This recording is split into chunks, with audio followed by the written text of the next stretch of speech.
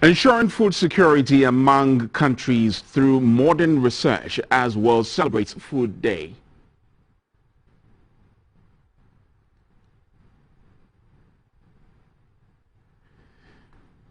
Cured lepers at Wajan Leprosarium now have a new accommodation facility and a research center. And hundreds of Sudanese protests in Khartoum call for the fall of transition government. Good evening. This is the news right on GBC News and on GTV. My name is Jonathan Thompson. To our first story. As the world celebrates Food Day, the Ministry of Food and Agriculture says efforts are being put in place to increase farm productivity and incomes to promote food security in the country. This was announced by the Deputy Minister for Food and Agriculture, Mr. Yao Frimpong Ado, during the celebration of World Food Day in Accra. Food is seen as a basic human right, and research shows 1 in 9 people globally experience chronic hunger. As far back as 1945, the United Nations recognized food as not a privilege but a right. World Food Day was created in 1979 and observed annually on October 16. It is a day of observance to draw attention to the plight of the hungry. The day also provides a continuous commitment to improving the nutrition status of people worldwide. The World Food Programme has pledged continuous support for government to strengthen agricultural value chains to improve productivity. Mr. Ndiaga Gwei is the officer in charge of the Food and Agriculture Organization in Ghana. If you estimate that as much as 40 to 50 billion US dollar in annual investment on target intervention are needed to end hunger by 2030. The Minister for Fisheries and Aquaculture Development, Madam Mavis Hawakomsin, said her ministry is keen on sustaining the fisheries and aquaculture sector to ensure the production of quality fish for consumption. The Deputy Minister for Food and Agriculture, Mr. Yao Frimpong Ado, said measures are being put in place to address challenges mitigating the transformation of agriculture in the country. The challenges of agriculture, including low technology adoption, high cost of financing, poor access to market, and low value addition, continue to persist, and we must find solutions to them.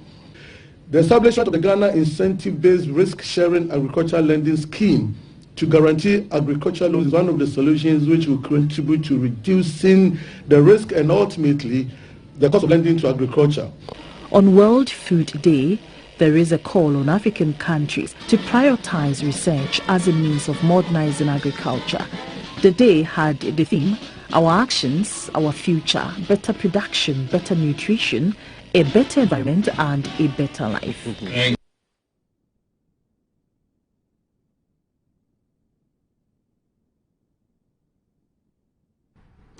A closing ceremony to complete the first phase of trained marine personnel of the Ghana Police Service Marine took place on Friday, October 15, 2021 at Charlie Copper Beach Resort at Adanfo in the eastern part of the Greater Accra region. The 66 police officers from the Ghana Police Service, Marine Police, Railway Department received 5 months of training in maritime affairs, maritime safety and security program. The 57 male and 9 female selected personnel of the Ghana Police Service were taken through diving practices, swimming and rescue skills, meteorological, navigation skills and further knowledge in boat preparation and operations, kayak exercises, basic and advanced commandership, among others. Besides all the knowledge you gain throughout the course, you also learn how to think outside the box, how to solve problems, and how to study. Those tools and knowledge are important and can help you become a better people and a better police officer. Use them wisely and use them whenever you can.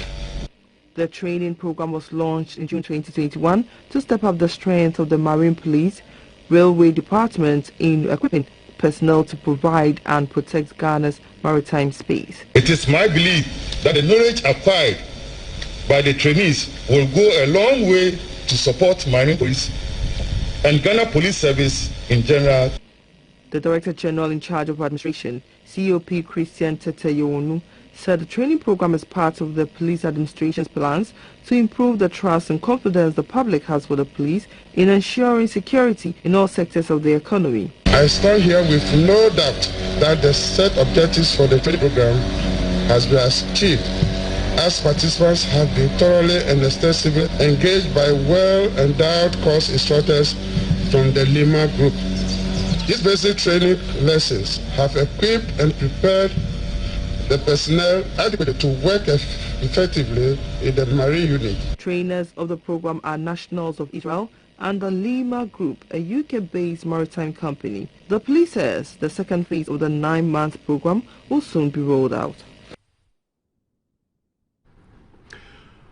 Moving on, the Director of the Faculty of Academic Affairs and Research at the Kofi Annan International Peacekeeping Training Center, Professor Kwesi Ening, says the increasing societal acceptance of the benefits from violence and crime is worrisome.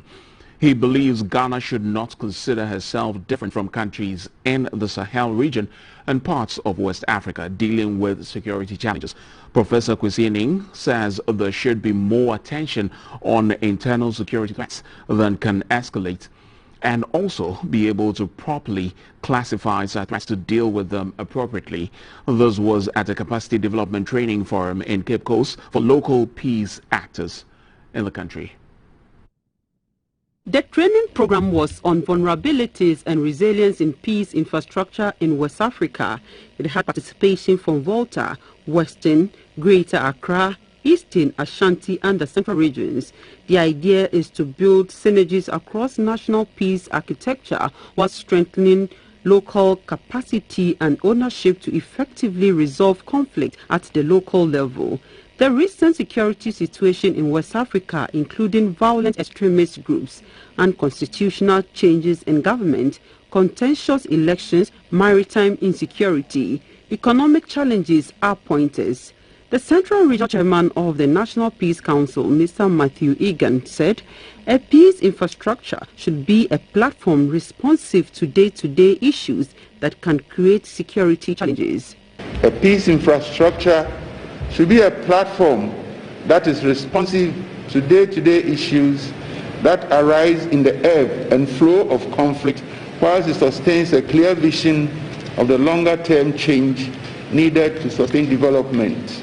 The commander of the Kofi Annan International Peacekeeping Training Center, Mr. Francis Ofori, said the training program is an effort to respond to the many security challenges in some West African countries. At the end of that workshop, participants agreed that there is a need to build synergies across the national peace architectures while strengthening local capacity and ownership for effective resolution of conflicts at the local level.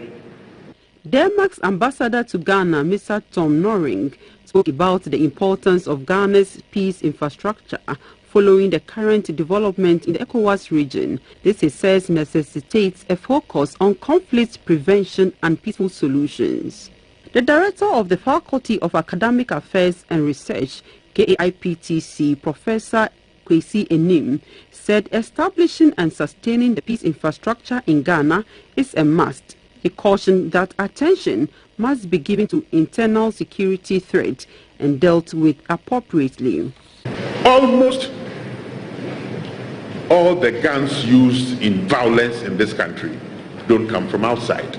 They come from within. If criminals get access to all types of guns, including military-grade guns, then it means that Ghana has created a fertile ground both for the acquisition of the necessary tools for violent attacks, but also for resupply and supply networks. The training program is being organized by the Kofi Annan International Peacekeeping Training Center in partnership with the National Peace Council, supported by the Embassy of Denmark in Ghana.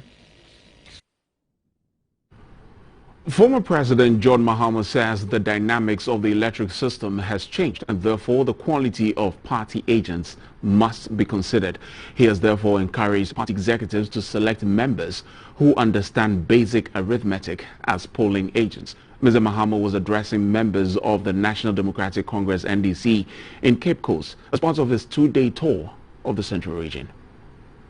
The two-day thank you tour of the Central Region by former President John Mahama was to express his appreciation to the people of the region for their immense support for the NDC in the 2020 presidential and parliamentary elections. On day one, Mr. Mahama visited Abra, Cape Coast Central Mosque and the Center for National Culture.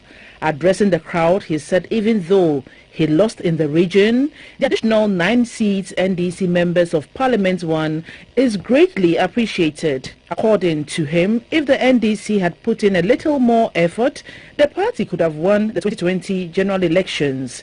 He charged members to be extra vigilant in the next elections. Former President John Mahama noted that elections are won at the polling stations. Hence, if party polling agents will be vigilant, no cheating can occur. The running mate of the party in the 2020 elections, Professor Nana Jane Opoku Ajiman, said considering the contribution of the NDC to the development of education in the country, it is evident that the party has the development of the youth at heart.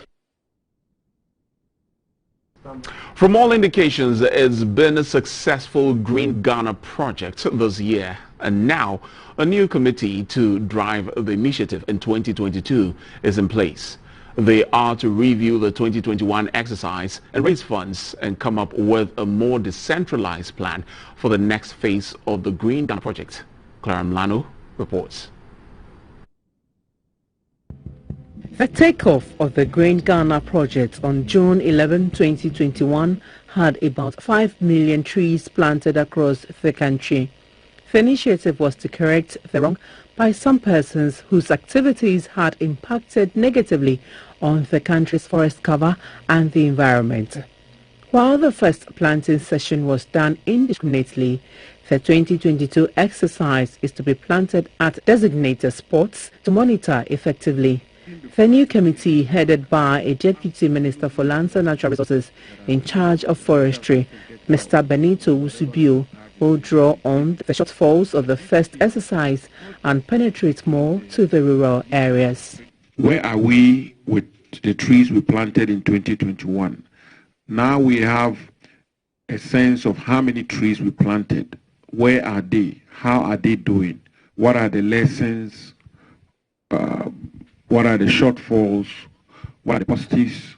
And so on and so forth. So that is very important. And quite clearly, before the end of this year, this team, hopefully with my participation and the Chief Executive Officer of the Forestry Commission, will have to update the country on 2021. One of the observations I made, for instance, personally, was that people were planting, a lot of people were planting anywhere. Whether those are places where we should be planting trees or not is another matter.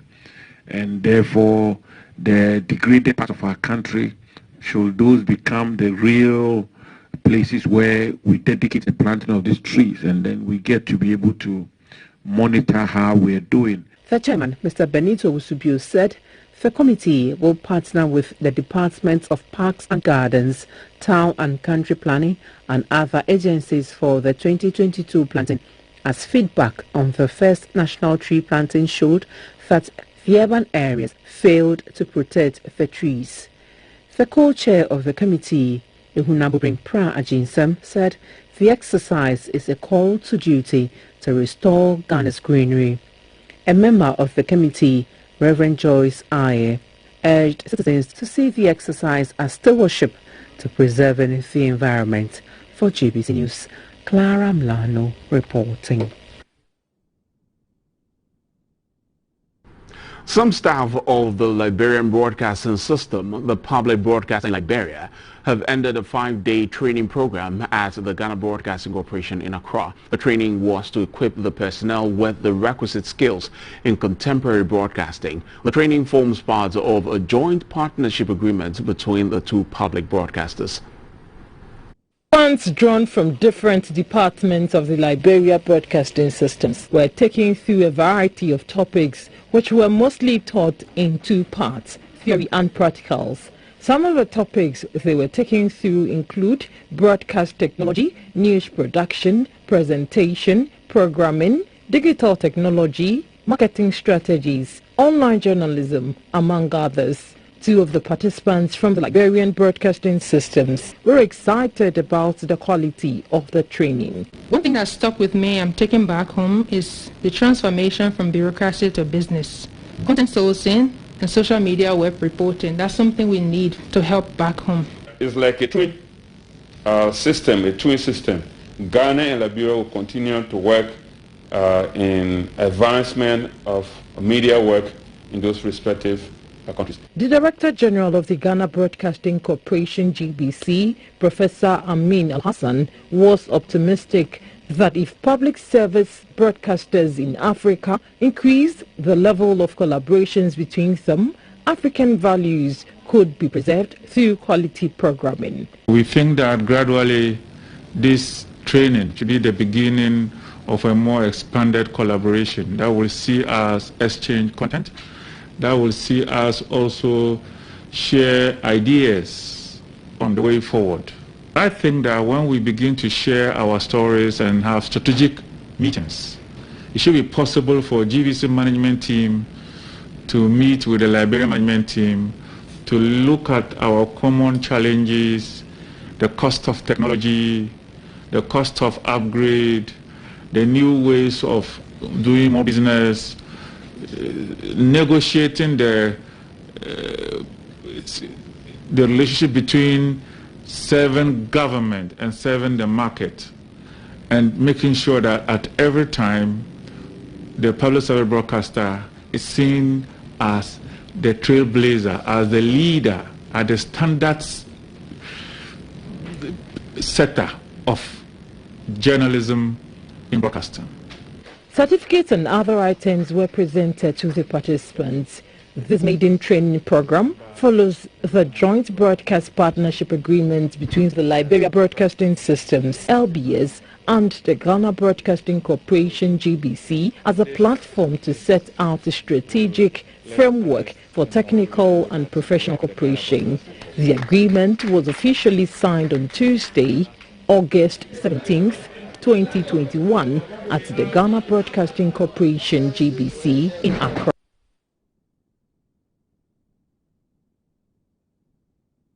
GBC News has paid a surprise visit to septuagenarian Ifuakuto in the Ashanti region.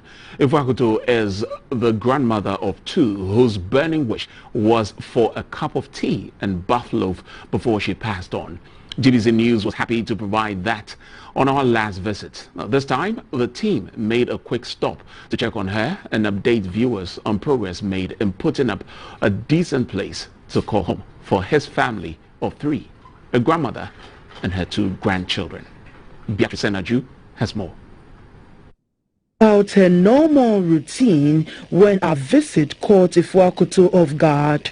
It was a big surprise when she saw the cameraman. The trick was to make her believe he was just passing through and decided to check up on her. She then quickly started to tidy up her compound.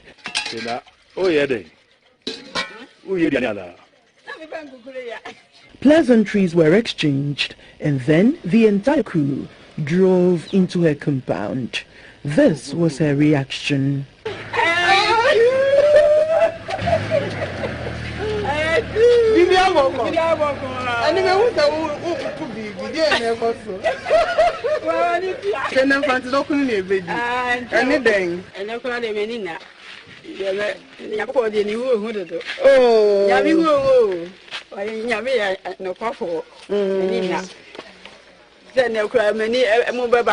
Words could not describe her shock, and she did not know how to express her joy at what she termed as an important visit to her. She quickly fetched some water, picked up soap, and headed to her bathroom for a quick bath. When her preparation was over, the team surprised her with some goodies. This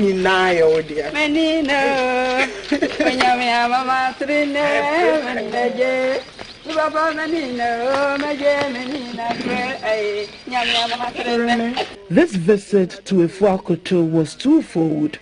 First was to donate some clothes, foodstuffs, utensils, and many others for upkeep.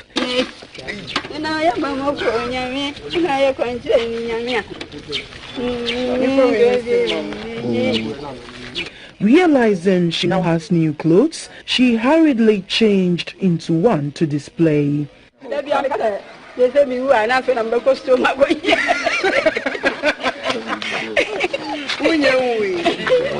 The second part of our visit was to see the progress of work on the new building to house the septuagenarian. The project stalled completely due to inadequate funds. GBC News hopes it will be completed and handed over to her before Christmas. I'm pleading with willing philanthropists to help me to get a decent accommodation. We suffer anytime it rains. Efuakoto's two grandchildren, Kwekunti and Sefinti, also had some of the gifts. They thanked all who supported the cause. Don't hate your child, even if you can't care for them. I thank anyone who donated.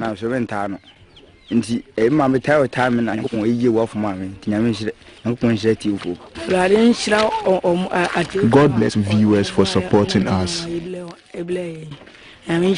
The donation to the septuagenarian included some cash. It's always difficult leaving Efuakoto behind. Her sense of humor and expression of gratitude, even in her disadvantaged circumstances, is commendable.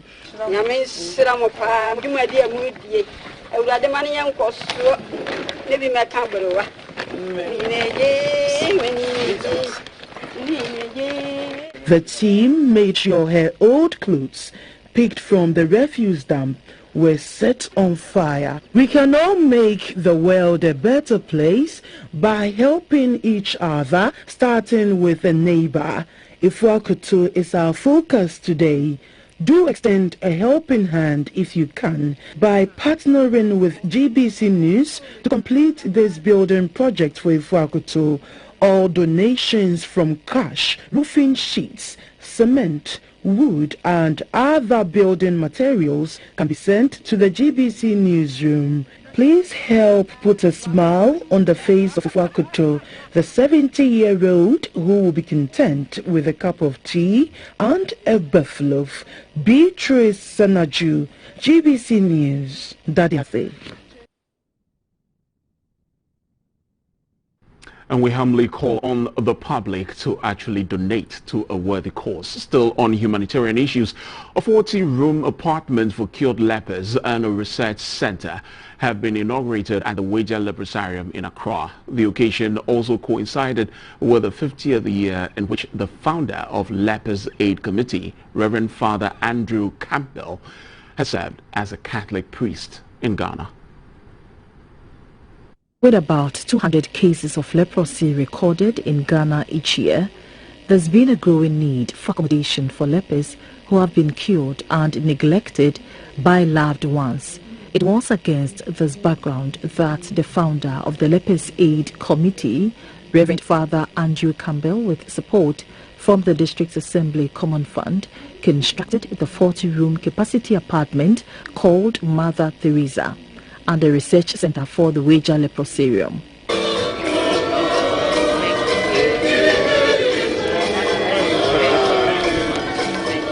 At the event, a new project that Adopt a Granny was launched to enable the public support the needs of cured lepers.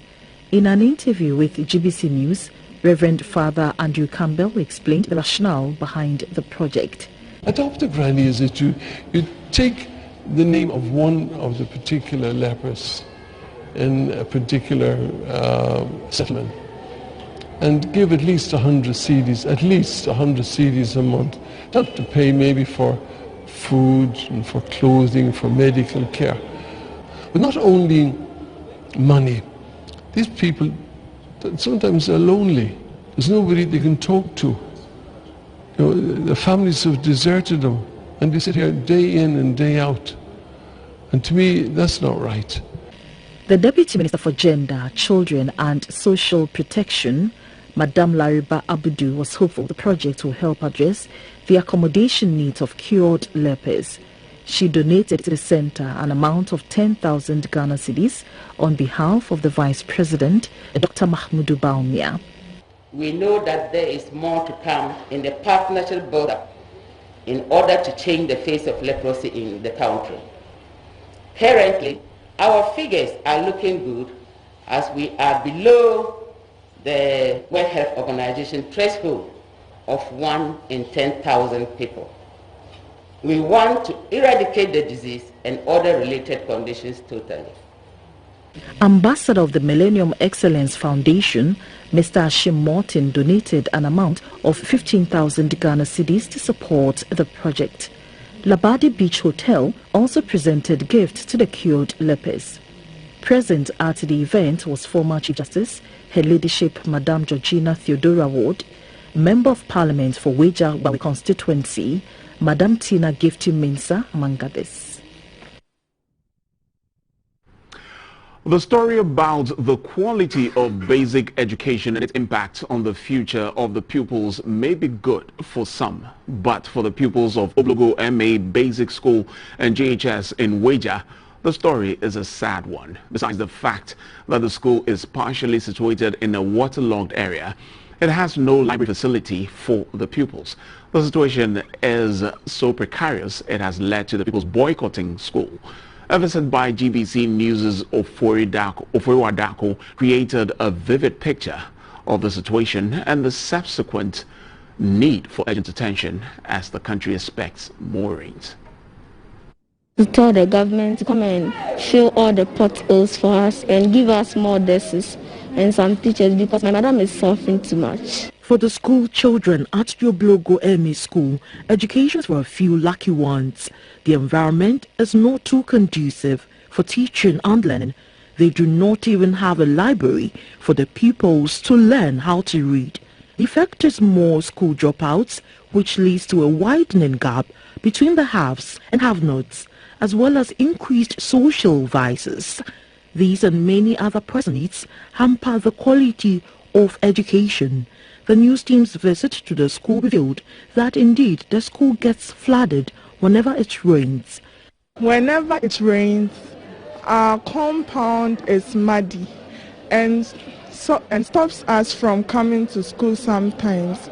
We please need a library in our school to help us in our English practicals and others. We need a dining hall so that when you bath and you eat, and also our cardboard where to pack our books so that when you close, the books will not be scattered.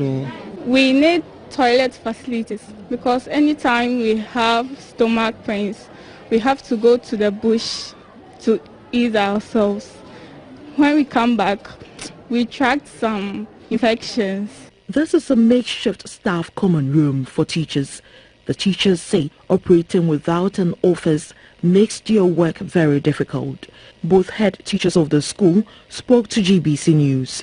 Behind the school building, that's where we put our waste. We burn, we put the place in order.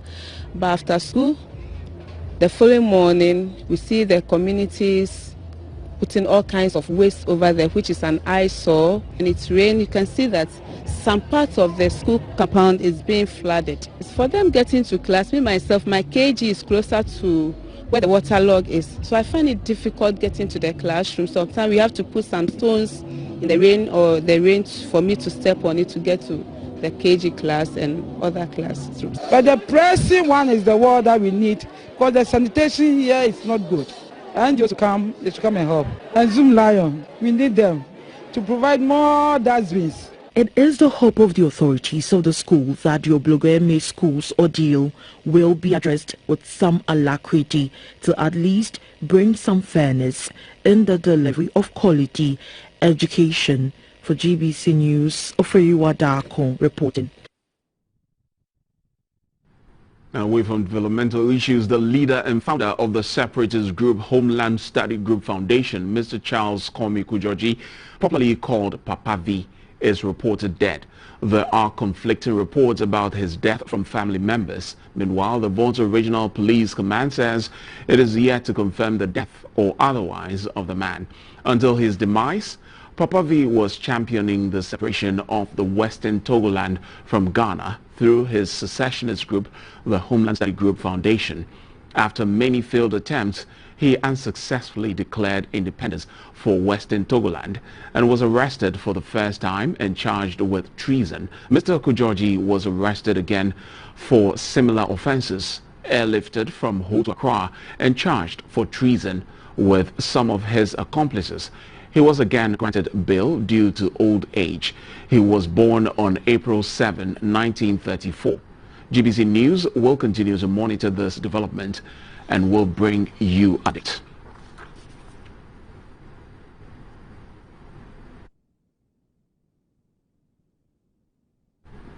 Final funeral rites have been held in Accra for the late Emmanuel Ni Adu Ade at the Reverend Peter Kwei Dagadu Methodist Church in Osu.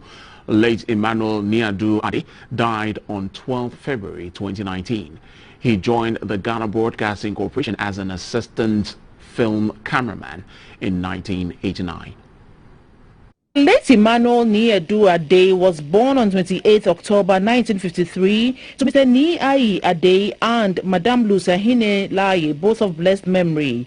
He was officially employed by the Ghana Broadcasting Corporation GBC on 19th July 1989 after having worked as a national service personnel and then a contract worker in the film video department of the television division of GBC. He was assigned to the late President's flight, Lieutenant Jerry John Rawlings, as a personal videographer on his official trips in and outside Ghana. He received the Cameraman of the Year award in 1992 from Rex Image Media Awards. The Ghana Journalists Association GJA also awarded him the Best Cameraman in the year 2000 after capturing a live crash of a Ghana Air Force master jet at the Kotoka International Airport. His widow, Madame Sylvia Ankra, shared some fond memories of him. He was a very good husband. He was a kind and gentle man. It's difficult to read his thoughts in his face when he's just sitting there. But then if you get to know him, then you know that he's a very cool and collected and very nice person. Tade is a very serious cameraman. He doesn't play with his work. When you go on assignment, even though you are his friend, he wants you to do the right thing before you leave the set. If you go wrong, he's bold to confront you and tell you what you're doing is wrong. Dure, as he was affectionately called, is said to be God-fearing, a selfless team player, hard-working and committed to his work. Dure retired from GBC in October 2013. He left behind a wife and 3 children.